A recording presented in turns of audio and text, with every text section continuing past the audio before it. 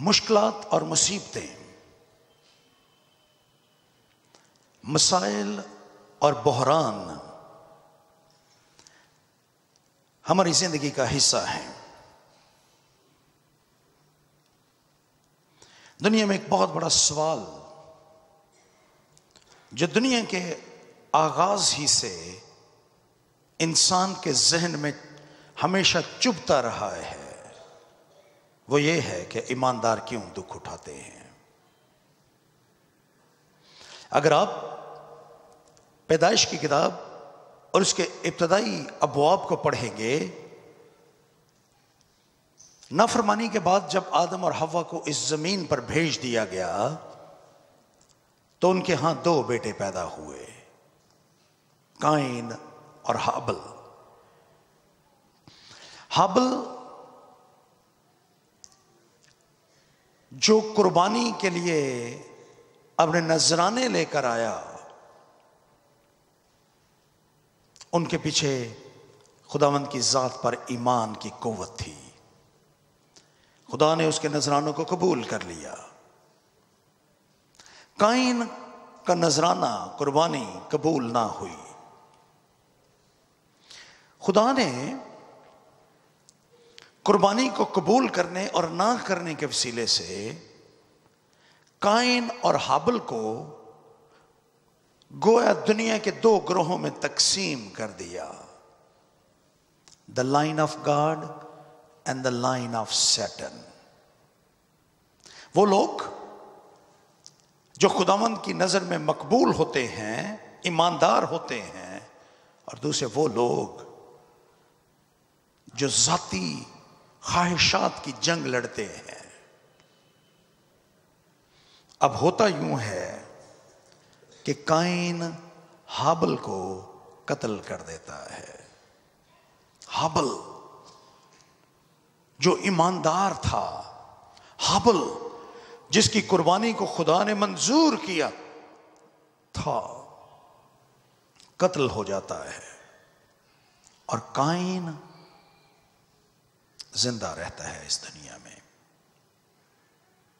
एक बहुत बड़ा सवाल पैदा हो जाता है कि हाबिल जिसको खुदा पसंद करता था वो तो इस दुनिया से चला गया, कत्ल हो गया, लेकिन काइन जो गुनाह और शरारत का पैरोकार था वो गोया इस दुनिया में हमें फतेहमंद नजर आता है। सो ये सवाल पैदा हुआ कि आगाज ही में कि क्यों ईमानदार दुख उठाते हैं। क्योंकि हम गिरी हुई दुनिया में रहते हैं। दिस इज फॉलन वर्ल्ड, गिरी हुई दुनिया है ये। और इस गिरी हुई दुनिया में हर बात जो जिसमें से दुनिया के हर एक शख्स गुजरता है, ईमानदारों को भी उन्हीं हालात का सामना रहता है। हम बीमारियों को फेस करते हैं, हम दुखों में से गुजरते हैं, मसाइल का शिकार होते हैं। ये सब चीजें हम इस दुनिया में बर्दाश्त करते हैं। मैं आने वाले दिनों में किसी वक्त इस सवाल पर कि ईमानदार दुख क्यों उठाते हैं और बदकार क्यों बढ़ते चले जाते हैं, इस पर पूरा एक सरमन आपके सामने पेश करूंगा। आज सुबह मेरा मकसद ये नहीं है। आज सुबह मेरा मकसद ये है कि हम ईमानदार होने के बावजूद भी दुखों में से गुजरते हैं और बहरान हमारी जिंदगी का हिस्सा होते हैं। हम मुसीबतों में से गुजरते हैं, हम बीमारियों का सामना करते हैं, हम खानदानी मुश्किलात में से गुजरते हैं, हम माली मुश्किलात का शिकार भी रहते हैं।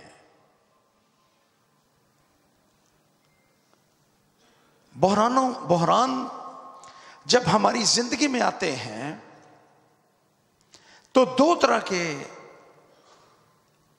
रिएक्शंस हो सकते हैं जो बहरानों के लिए हमारी जिंदगी में आ सकते हैं। या तो हम उन बहरानों का सामना करें, उन क्राइसिस को फेस करें, या फिर उनसे फरार हासिल करें। स्केप और फुलफिलमेंट दो ही एटीट्यूड्स हैं। या तो हम उनका सामना करें या फिर उनसे भागें। खुदावंद यीशु मसीह की जिंदगी में भी एक दिन बहुत बड़ा बहरान आया। खुदावंद यीशु मसीह 3 बरस तक एक भरपूर खिदमत की जिंदगी गुजारते हैं। उन्होंने लातादाद मोजज़ात किए, अजीब काम, निशान और हैरत ज़दा कर देने वाली तालीम लोगों के सामने पेश की। लेकिन अब खुदावंद यीशु मसीह की जिंदगी में एक बहुत बड़ा बहरान है। खुदावंद यीशु मसीह ने ईद फसा के रोज अपने शागिर्दों के साथ फसा का खाना खाया और उसके बाद उन्होंने अपने शागिर्दों के लिए कहानती दुआ की। इस दुआ के बाद खुदा की तारीफ करते हुए, ज़बूर गाते हुए खुदावंद यीशु मसीह गतसमनी बाग में चले जाते हैं। और गतसमनी बाग में खुदावंद यीशु मसीह की दुआ का जिक्र है। खुदावंद यीशु मसीह ने अपने शागिर्दों से भी कहा कि वो जागें और दुआ करें, लेकिन खुद खुदावंद यीशु मसीह की दुआ का जिक्र है कि वो किस कदर कर्ब के साथ दुआ कर रहे थे। उनके बारे में लिखा है कि उनका पसीना गोया खून की बड़ी बड़ी बूंदें बनकर गिर रहा था। वहां पर खुदावंद यीशु मसीह के कर्ब के लिए जो लफ्ज इस्तेमाल हुआ वो यूनानी जुबान का लफ्ज एगनी है। एगनी का मतलब है दर्द-ए-ज़े, शदीद तरीन तकलीफ।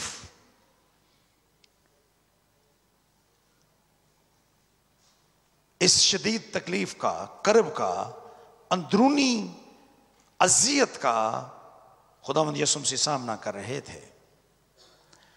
और पसीने के बारे में मैंने अर्ज किया कि उनका पसीना गोया खून की बड़ी बड़ी बूंदें बनकर गिर रहा था। एक बहुत बड़ा बहरान है खुदावंद यीशु मसीह की जिंदगी का। ये कैसा बहरान है?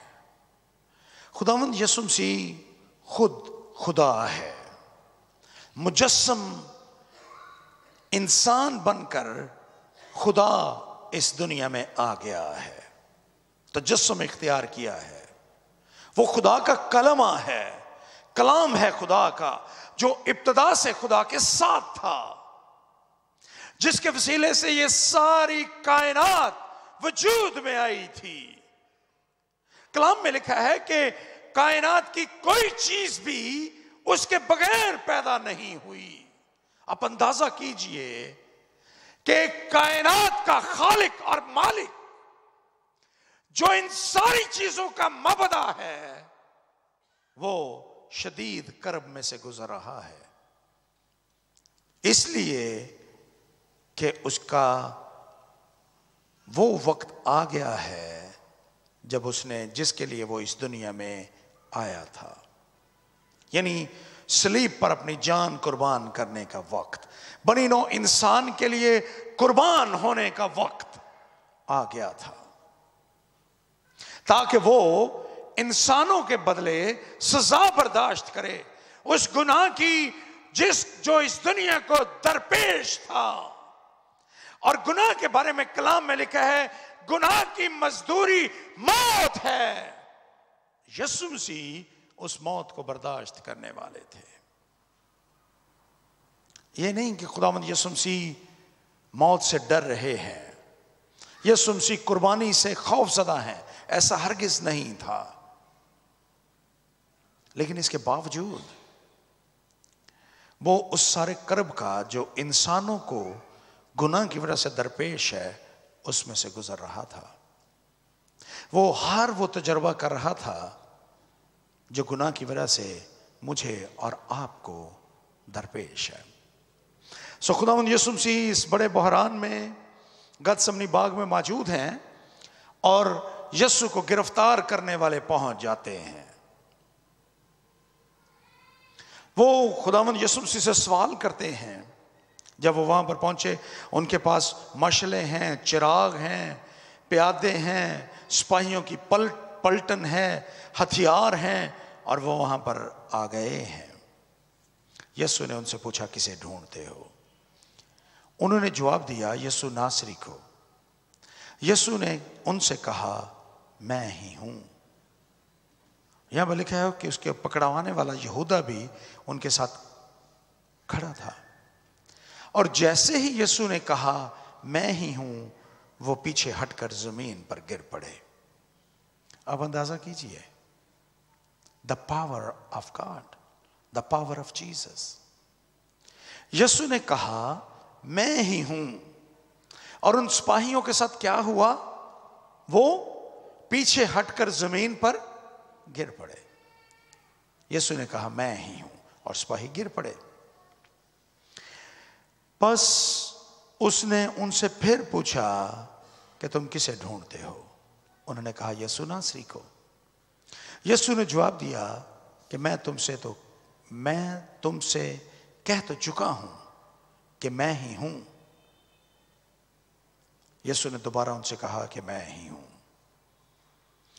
ये एक एटीट्यूड है बहरानों के बारे में, इन रिएक्शन ऑफ क्राइसिस। अब यहां पर एक और रवैया भी है, आइए हम उस रिएक्शन को देखें। बस शमौन पतरस ने तलवार जो उसके पास थी खींची और सरदार काहिन के नौकर पर चलाकर उसका दाहिना कान उड़ा दिया। यीशु ने उसे कहा, मियां, तलवार को म्यान में रख, ये प्याला बाप ने मुझको दिया, क्या मैं उसे ना पीऊं? यहां पर दो रिएक्शंस का बयान किया गया है इस बड़े बहरान का सामना करने के सिलसिले में। यहां पर शमौन पतरस का जिक्र किया गया कि शमौन ने फौरन तलवार निकाली और सरदार काहिन के नौकर का दाहिना कान उड़ा दिया, जबकि यीशु 2 मर्तबा, हालांकि एक मर्तबा वो मसीह की आवाज को सुनकर जब उसने कहा मैं ही हूं, वो गिर पड़े, लेकिन इसके बावजूद यीशु ने उनसे कहा कि मैं ही हूं। मैं तुमसे कह तो चुका हूं कि मैं ही हूं। वो अपने आप को पेश कर रहा है मसीह खुदावंद। लेकिन दूसरी तरफ पतरस है और पतरस तलवार खींचता है और वो कान उड़ा देता है। मैंने कहा कि ये 2 रिएक्शंस हैं बहरान के बारे में। ये एक बहुत बड़ा बहरान है खुदावंद यीशु मसीह की जिंदगी में। गतसमनी बाग, खुदावंद यीशु मसीह कर्ब में से गुजर रहे थे। खुदावंद यीशु मसीह का पसीना गोया खून की बड़ी बड़ी बूंदें बनकर गिर रहा था, और अब लोगों की एक बहुत बड़ी जमात, गिरोह, जिसमें सिपाही भी हैं, फकी और फरीसी भी हैं, वो हर तरह से मुसल्ला होकर वहां पर आए हैं ताकि वो यीशु को गिरफ्तार करें। और यीशु अपने आप को पेश कर रहा है कि तुम किसे ढूंढते हो?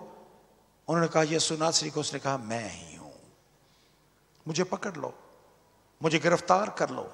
वो गिर पड़े। यीशु ने फिर कहा, मियां तुम किसे ढूंढते हो? यीशु नासरी को। मैं तुमसे कह तो चुका हूं कि मैं ही हूं। पतरस दूसरी तरफ तलवार निकालता है, कान उड़ा देता है। अब ये दोनों जो रिएक्शंस हैं ये फर्क है। यीशु उस बहरान का सामना करना चाहते हैं, जबकि पतरस तलवार निकालकर वहां से, उस बहरान से भागना चाहता है, एस्केप चाहता है। ये दो एटीट्यूड हैं, ये दो रिएक्शंस हैं। अब पतरस खुदावंद यीशु मसीह की कुदरत और ताकत से वाकिफ है। पतरस जानता है कि यीशु मसीह कितनी कुव्वत और ताकत के मालिक हैं। एक और इंजीली बयान में खुदावंद यीशु मसीह ने इस मौके पर कहा कि अगर मैं चाहता तो फरिश्तों के तुमन मेरी मदद करने के लिए आ जाते, लाखों फरिश्ते मेरी मदद को आ जाते,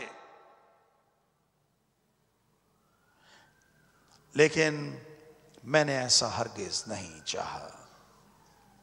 आप थोड़ी देर के लिए अगर गौर करेंगे, तसव्वुर में देखेंगे, ईमान की आंख से देखने की कोशिश करें कि जब यीशु को पकड़ने के लिए और उससे पहले जब यीशु दुआ कर रहे हैं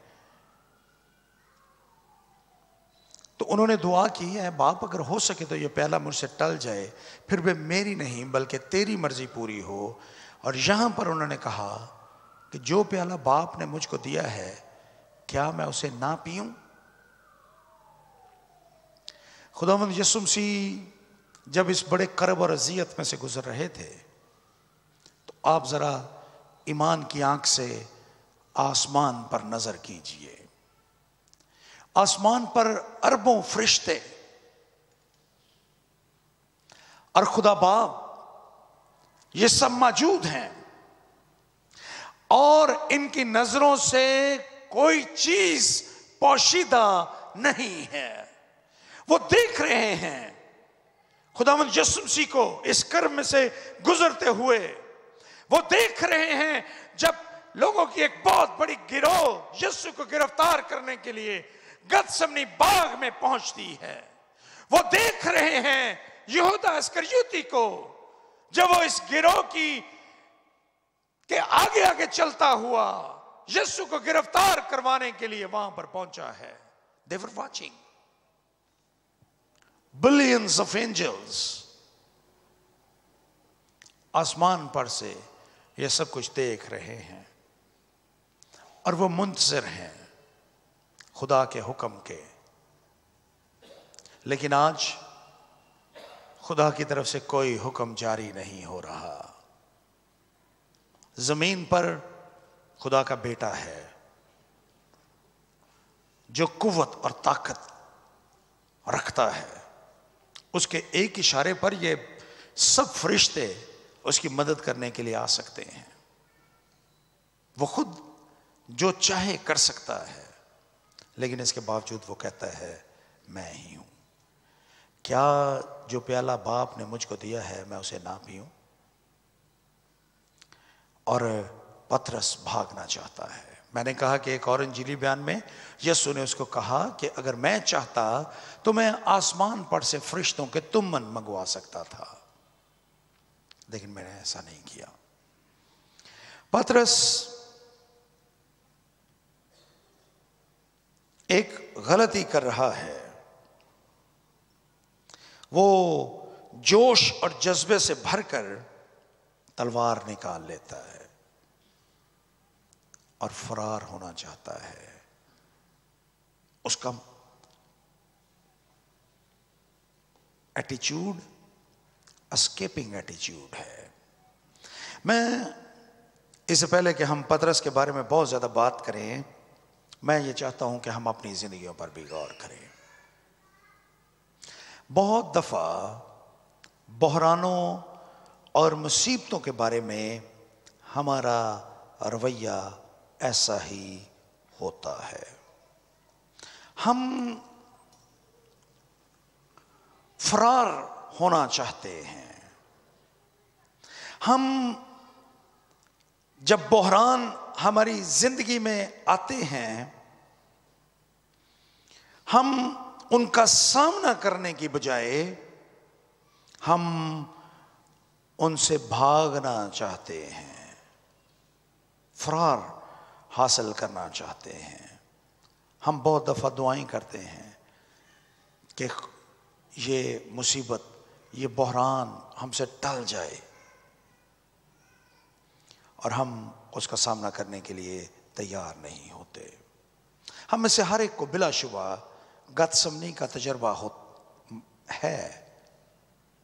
हम जो इस दुनिया में मौजूद हैं, हम में से हर एक गतसमनी के तजर्बे में से गुजरता है।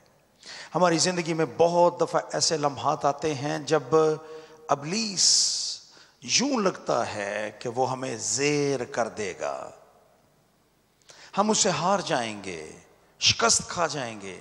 वो हमें बुरी तरह कुचल डालता है इस दुनिया के हालात को इस्तेमाल करके। हम अपने आप को बिल्कुल बेबस महसूस करते हैं।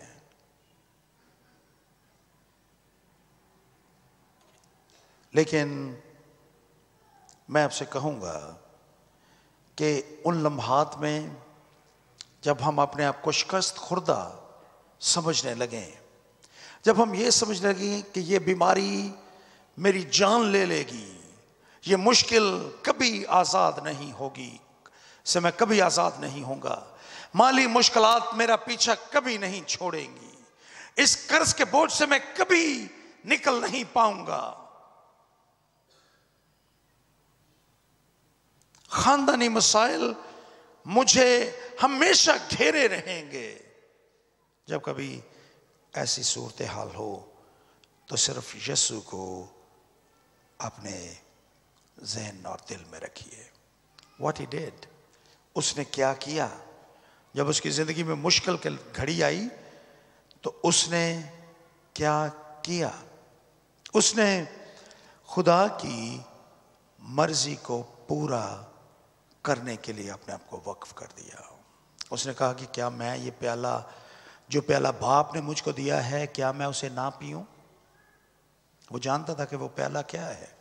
वो प्याला तहकीर है, वो प्याला जिल्लत है, वो प्याला कोड़ों की मार है, वो प्याला नेज़े का वार है, वो प्याला सलीबी मौत है। लेकिन इसके बावजूद यीशु कहते हैं, जो प्याला बाप ने मुझको दिया, क्या मैं उसे ना पीऊं। He was ready to drink this cup. He was ready to going through the suffering. अब यहां पर कहेंगे कि जनाब हम यीशु से फर्क हैं। यीशु तो खुदा है, लेकिन हम फर्क हैं। और यीशु का तो एक मकसद था, इसलिए उसने अपने आप को दे दिया, उसने फेस किया, क्योंकि उसके पीछे एक मकसद था। लेकिन याद रखें कि हम में से हर एक की जिंदगी में भी खुदा ने कोई ना कोई मकसद रखा है। मेरे साथ इफिसुस की कलीसिया के नाम मुकद्दस पौलुस रसूल का खत, उसका 2 बाब और उसकी 10वीं आयत को देखिए। यहां पर लिखा है, क्योंकि हम उसी की कारीगरी हैं और मसीह यीशु में उन नेक कमाल के वास्ते मखलूक हुए हैं जिनको खुदा ने पहले से हमारे करने के लिए तैयार किया था। हम खुदा की कारीगरी हैं और हम उन नेक कमाल के वास्ते मखलूक हुए हैं जिनको खुदा ने पहले से हमारे करने के लिए तैयार किया था। God has a purpose, उसका मकसद है मेरी और आपकी जिंदगी में, जिसके लिए उसने हमें पैदा किया है। हम में से हर एक की जिंदगी में मकसद है खुदा का, हम उसको पूरा करने के लिए पैदा हुए हैं। गौर कीजिए, क्या आप खुदा के मकसद को पूरा कर रहे हैं या आप किसी और के हाथों में खेल रहे हैं। आप खुदा के मकसद को पूरा कर रहे हैं या आप इब्लीस के हाथों में हैं। आप खुदा की खिदमत के काम को बढ़ा रहे हैं या आप उसमें रुकावट हैं। आप खुदा के मकसद को पूरा करने के लिए पैदा हुए हैं और खुदा का मकसद जो आपकी जिंदगी में है वो बहुत अहम है। और अगर खुदा का ये मकसद ना हो तो फिर हमारी जिंदगी बेमानी हो जाएगी। अगर हमारी जिंदगी में मकसद ना हो तो हमारा दुख उठाना बेमकसद है, अगर हमारी जिंदगी में खुदा का मकसद ना हो तो यीशु की कुर्बानी बेमानी हो जाती है। अगर हमारी जिंदगी में खुदा का मकसद ना हो तो फिर हमारी जिंदगी ला हासिल और बेमानी है। लेकिन खुदा ने हमारी जिंदगी में मकसद रखा है, इसलिए सारी चीजें जो आती हैं हमारी जिंदगी में वो खुदा के मकसद को पूरा करती हैं।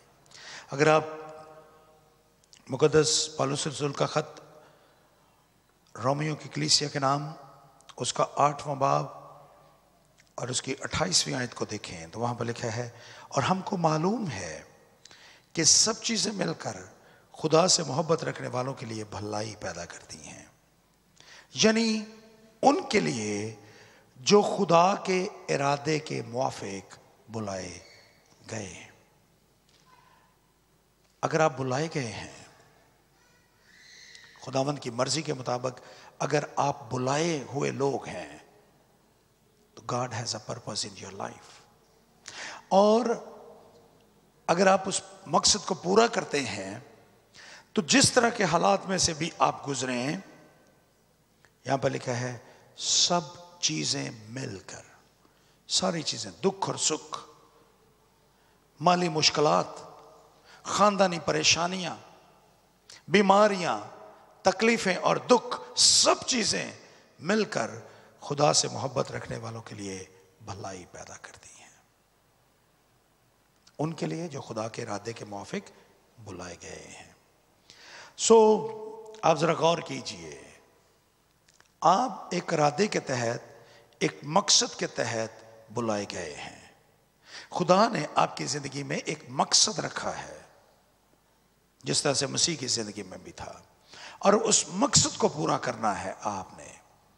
और उस मकसद को पूरा करने के लिए आपने बहरानों का सामना करना है, भागना नहीं, फरार हासिल नहीं करना। दो ही एटीट्यूड हैं, या तो हम फरार हासिल करें या सामना करें। हमने सामना करना है, भागना नहीं। यही खुदावंद यीशु मसीह ने किया, यही खुदावंद यीशु मसीह ने गतसमनी बाग में हमें सिखाया। खुदावंद यीशु मसीह जब हमें ये सिखा रहे हैं गतसमनी बाग में कि हमें बहरानों का सामना करना है, तो यहां पर एक दिलचस्प बात भी मौजूद है। दिलचस्प बात यह है कि वो प्याला सलीब है जो यीशु को पीना है, वो तहकीर है जो यीशु को बर्दाश्त करना है, लेकिन ये इख्तिताम नहीं है। सलीब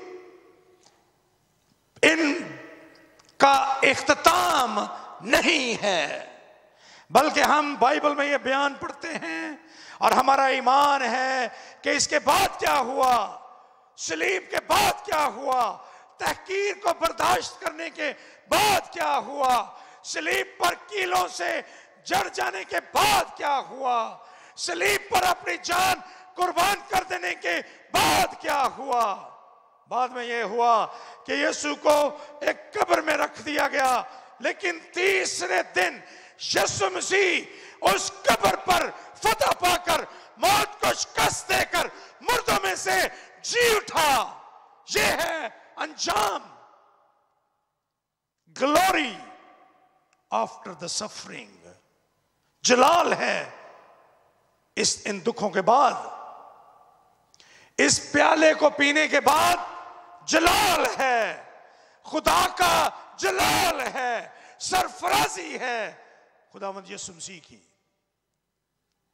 गोया यीशु मसीह हमें ये सिखा रहे हैं कि ये जो बहरान होते हैं हमारी जिंदगी के, ये जो दुख होते हैं हमारी जिंदगी के, ये महज एक प्रोसेस होता है। It's a way to glory. ये रास्ता है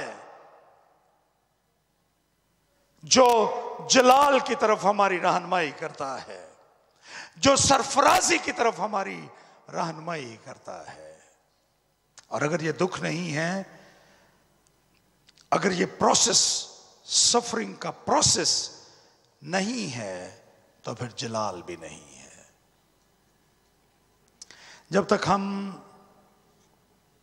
इसमें से गुजरेंगे नहीं, हम जलाल हासिल नहीं कर पाएंगे।